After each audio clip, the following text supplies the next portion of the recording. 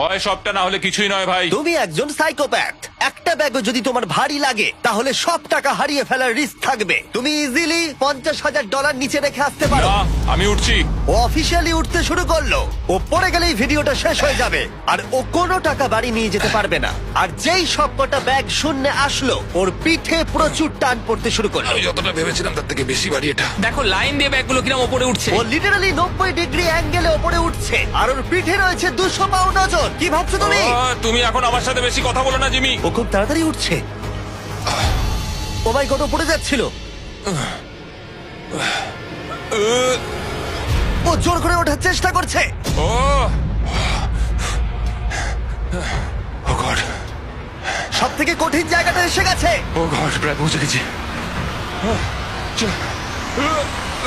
কি এলো? ও 200 পাউন্ড ওজন ওপরে নিয়ে এলো। আমি হাল ছাড়বো না। ও মাই গড, ও ওপরে চলে এলো। ও এটা তো সত্যি পাগলামি। তোমরা বুঝতেও পারছো না এটা কতটা ভারী।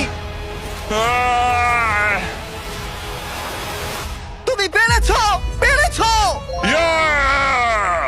কেউ হয়তো বুঝতে পারছে না টাকাটা কতটা ভারী। তুমি 3 লাখেরও বেশি টাকা উপরে নিয়ে এসছো, সত্যি প্রশংসনীয়। আর একটা ডেথ ট্র্যাপ দাঁড়িয়ে আছে তোমার আর তোমার সমস্ত টাকার মাঝখানে।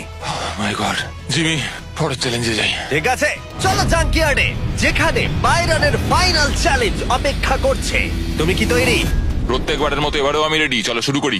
তুমি ফ্লেক্স করছো কেন? যখন আমি কনফিডেন্ট থাকি তখন আমি র্যান্ডমলি ফ্লেক্স করা শুরু করি। ঠিক আছে, চোখের কাপড়টা খুলে ফেলো। স্বাগত তোমাকে ফাইনাল ট্র্যাপে। ও তোমাকে প্রোটেক্ট করতে হবে তোমার টাকা ওকে। এই বোমের হাত থেকে। ও মাই গড। আমি তোমাকে 3 জন কনস্ট্রাকশন ওয়ার্কার দিচ্ছি, ও ভাই, প্রচুর মেশিনারি দিচ্ছি। ঠিক আছে। আর তুমি এই জাঙ্কিয়ার্ডের যে কোনো জিনিস ইউজ করতে পারো টাকাটাকে বাঁচাতে। 8 ঘন্টা পরে এই বোমটা নিচে পড়বে। শুরু করি। Good luck.